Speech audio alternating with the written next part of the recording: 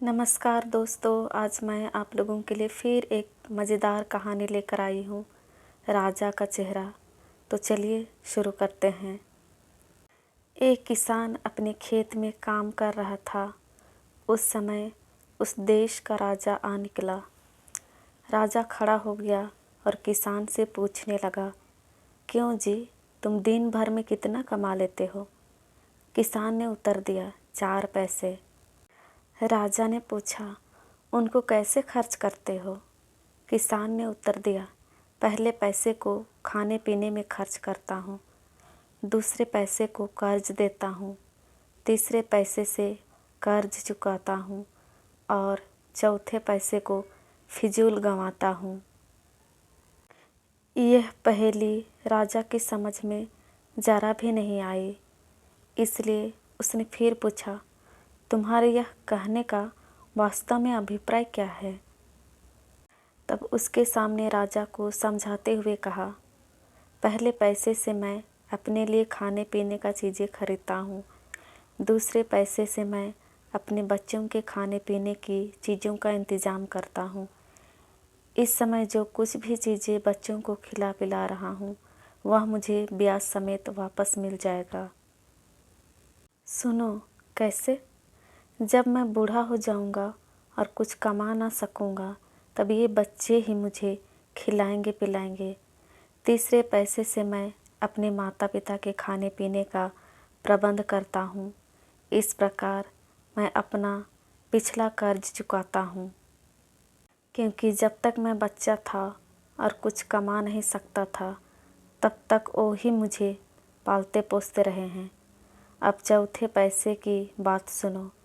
उससे अपने स्त्री के खाने कपड़े का प्रबंध करता हूँ। उससे मुझे ना बचपन में कुछ लाभ हुआ और ना बुढ़ापे में ही होने वाला है, इसलिए उससे बेकार ही समझो। जब किसान अपनी बात कह चुका तो राजा ने उससे कहा, तुम मुझसे वादा करो कि जब तक तुम 100 बार मेरा चेहरा ना देख लोगे तब तक इन बातों के जवाब जो तुमने बताए हैं किसी और को नहीं बताओगे। किसान ने वादा किया कि वह किसी को नहीं बताएगा और वह अपना काम समाप्त करके घर चला गया। राजा ने भी अपना रास्ता लिया। राजा ने अपने मोहल्लों में जाकर अपने मंत्रियों से कहा, सुनो, मैं तुमसे एक पहेली पूछता हूँ, इसका ठीक ठीक उत्तर दो। मेरे राज्य में एक किसान है, वह 4 पैसे रोज़ कमाता है। पहले पैसे को वह खाता है, दूसरे को ब्याज पर देता है, तीसरे से पिछला कर्ज चुकाता है और चौथे को व्यर्थ गंवाता है। इसका अभिप्राय क्या है? मंत्री कई दिनों तक सोचते रहे, किंतु किसी की समझ में कुछ नहीं आया। तब एक मंत्री ने किसी से सुना कि कुछ दिन पहले राजा की एक किसान से बातचीत हुई थी और पहेली का उत्तर उसे मालूम है। उसने निश्चय किया कि वह उस किसान को खोजेगा और उससे इन सवालों का जवाब पूछकर राजा को बता देगा।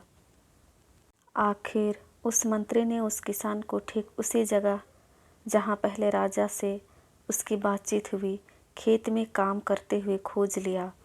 मंत्री ने वह पहेली उसे बताई जो राजा ने मंत्रियों से पूछी थी और उसका उत्तर पूछा, पर किसान तो राजा से वादा कर चुका था, वह कैसे बताता? उसने अपनी मजबूरी बताते हुए कहा, मैं तो राजा से वादा कर चुका हूँ कि जब तक 100 बार राजा का चेहरा ना देख लूँ तब तक इसका जवाब किसी को नहीं बताऊँगा। बस इतनी सी बात? मंत्री ने कहा, यह तो बहुत आसान काम है। उसमें थैले से गिनकर 100 सोने के चेहरेदार शाही मोहरे निकाली और एक एक करके किसान को दिखाने लगा। पूरी 100 मोहरे देख लेने के बाद किसान ने पहेली का उत्तर मंत्री को बता दिया। अब तो मंत्री की खुशी का ठिकाना न रहा। वह वापस राजा के पास आया और कहने लगा कि वह उस पहेली का सही सही उत्तर बता सकता है। राजा ने पूछा तो उसने जैसा किसान से सुना था बता दिया। राजा ने कहा, अवश्य ही यह जवाब तुम्हें उस किसान ने ही बताया होगा, परंतु उसने मेरे साथ वादा किया था कि जब तक वह 100 बार मेरा चेहरा न देख लेगा, किसी को भी इसका जवाब नहीं बताएगा। राजा ने उस किसान को बुलवा भेजा और आने पर वादा पूरा न करने के अपराध में सज़ा भुगतने को कहा। किसान ने अपनी सफाई देते हुए कहा कि उसने 100 बार राजा के चेहरे को देख लिया था और यही कारण था कि उसने मंत्री को इसका जवाब बता दिया।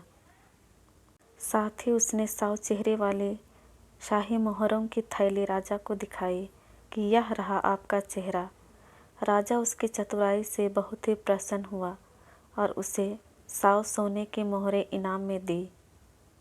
दोस्तों, अगर आपको राजा का चेहरा कहानी अच्छी लगी तो प्लीज़ कमेंट करें और हमारे चैनल में नए हैं तो लाइक, शेयर और सब्सक्राइब ज़रूर करें ताकि हम आपके लिए और अधिक कहानियाँ उपलब्ध कर सकें। धन्यवाद।